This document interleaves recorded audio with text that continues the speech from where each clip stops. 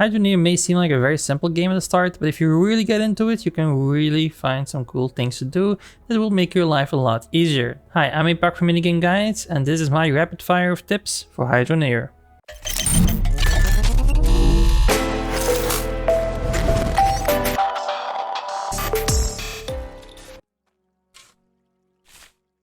The deeper you find the dirt, the better the return will be.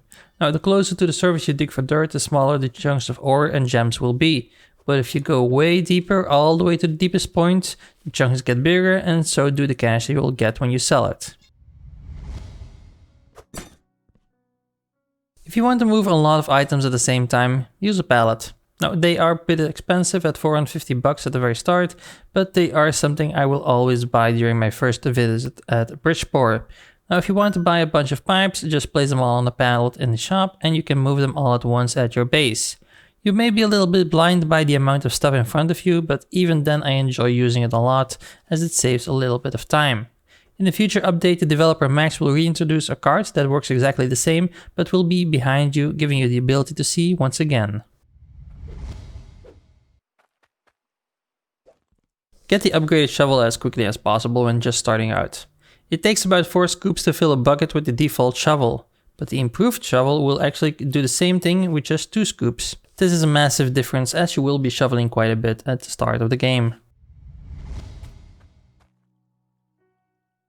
One of your very early buys should be the bed. It lets you skip the night and I can only highly recommend it as nights just tend to last forever. But if you find yourself quite far from your bed, just go into your settings and turn up the gamma, and it may appear as if the sun has risen back up again. When you're traveling to Bridgeport for your first lot and don't want to use the tractor, just jump down the bridge. Hydroneer has no fall damage, so just use every shortcut you can find. It doesn't take much to launch the truck into space. Hitting a stone, running over a pipe, or just jumping off the bridge. When this happens, you can reset the truck with the recall button that you can find in the game menu. This way the vehicle will find itself once again at the place where you entered the vehicle last time. If your truck isn't launched into space or on the bottom of the sea, but you are unable to move it, well, this might be a dumb question, but did you think to give it some fuel? To the side of the driver's cabin, there is a little gauge. Now, if it's on 0, the truck is lacking fuel, or better yet, water. Just add some water in the little square opening on the top of the driver's cabin, and you will be driving once again.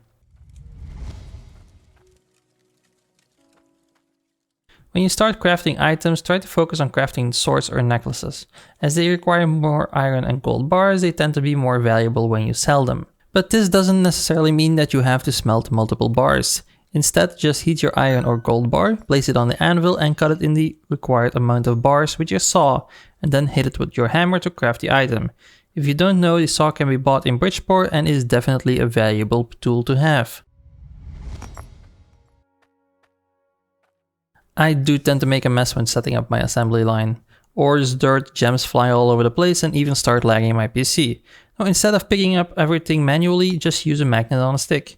It may be expensive at a price of 950 coins, but it has definitely already served its use at my bases.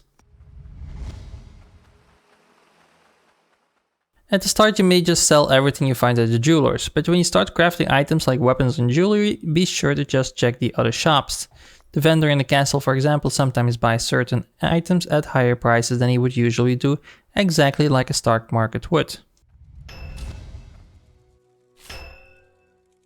Your ram drill doesn't need to be in dirt, just place it on a wooden foundation, place some dirt underneath with a shovel and send it to work. Build a pipeline all the way above your tunnel and have it drip straight into a pan. That way you won't always need to head to the river when you're just starting out and have no automation just yet. If the back of the truck is full, just jump on top of the driver's cabin and let whatever you're holding fall. This way you can place ridiculous amounts of items on your truck. Get to know all the shops what they sell. Now Bridgeport is the main city and has pretty much everything you need, but sometimes you don't need to travel all that way. Just check all the shops and you may save yourself some time. If unbought things are laying around in a shop, just go to the menu and just enter once again, and you will find yourself having a clean looking shop once again. You can place dirt on a conveyor belt, but to have it run smoothly through the harvester, use the shredders. Now, the smaller the pieces, the faster it will be turned into valuable ores, gems and crystals. Use funnels to make sure that all your hard-earned ore drops into your smelters or crucibles. You can use rails, windows or roof panels to prevent stuff dropping next to your conveyor belts, as they are cheaper and fancier to look at.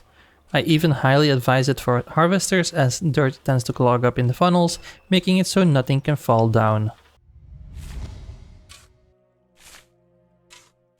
And those were all my quickfire tips. If you have any of your own, please share them in the comments down below. And if you like this type of content, be sure to subscribe, because making guides on indie game guides is what we're all about right here. Thanks for watching, and I'll see you in the next one.